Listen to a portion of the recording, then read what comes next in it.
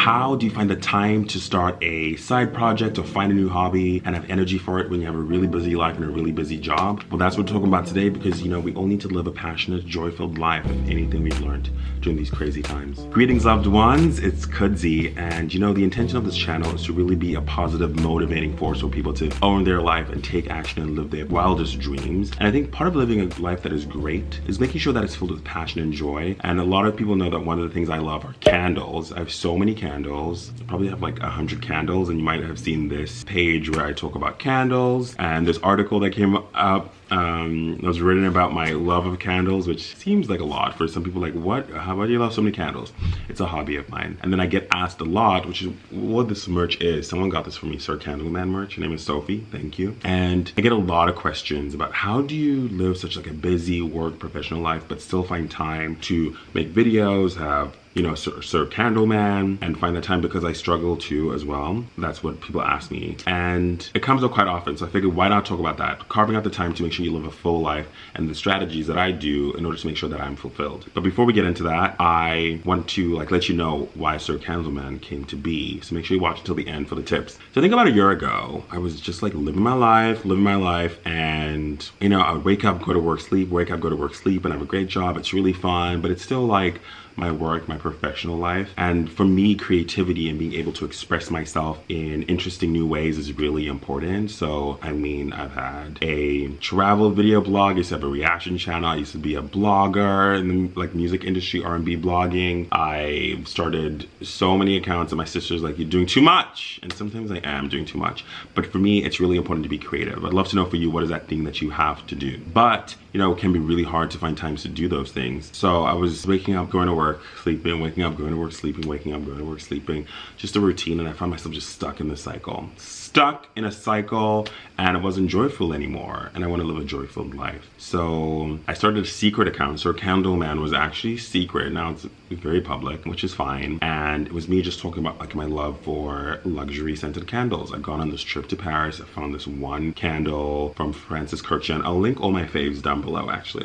These are my fave candles. Some of them a little bougie, but some of them are not. So different price ranges. But I just loved how, and I've had candles before, but there's something about this brand and this candle that just made me really appreciate them, because fragrance can transport you to another place. It feels like self-care. It also looks pretty. I love being at home, so just creating those cozy moments at home is what fragrance can do, particularly in candles. And I just fell in love, and then I started sharing about it, really fun videos about it, and it kind of just snowballed into this thing. It's still a small following, but it's a very engaged audience that I have, and I post as much as I can, and then it started getting noticed and people wanted to write about it. Then it became this thing, and I was like, oh my god, do I keep it going? And I kind of stopped for a while, and I found myself, because I was just felt really self-conscious about having this candle experience that I'm doing, but I'm also this professional person, who is who over here. But I realized when I stopped, I wasn't happy, because I need to be creative.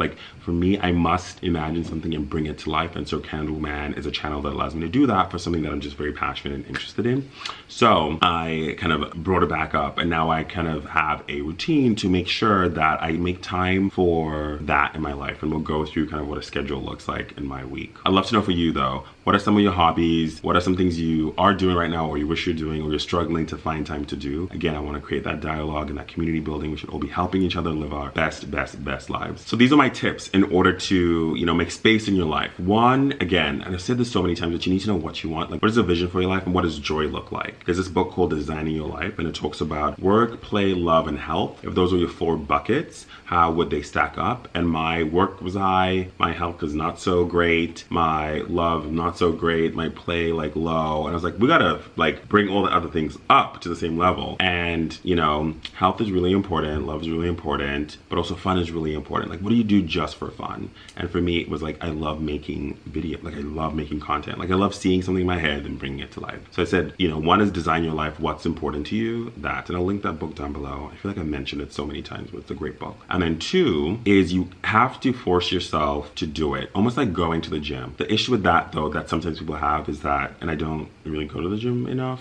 or a lot or at all, changing that life. But a lot of the feedback I get when I tell people you must make sure you do it every week is that then it feels like another job. But you want to like break a habit where you're not doing the thing that brings you joy. So no matter what, on Sundays, we film Sir Candleman content, whether it's like one video, maybe it's just a picture, maybe it's a review, but I must do something so that I am actually posting it, because if you don't have momentum, that thing just falls to the wayside like everything else that you plan on doing. And I always say it, my framework is own your story, i.e. what do you want, what are you passionate about, and 2, take action. So I do at least one Sir Candleman thing a week. Some days I go ham and I have time to post it, to create more, but sometimes I'm a little busier, so I don't always have the time, but I will always do one thing. So for example, this week, the one thing was I needed to do like a big unboxing and actually edit and review it, and I kind of fell short a little bit because I filmed it, but I didn't edit it and I didn't post it, and I was kind of annoyed at myself. I was like, you all had to do one thing, but I did film it, I did try, and it's really important that you do that. For some people, it's really easy, right? If you play golf, you're gonna set up your golfing appointments because you have to book it ahead of time. I don't play golf, my whole family plays golf. I'm just like not that guy to be out on the fairway all day, but if you play golf, do your thing.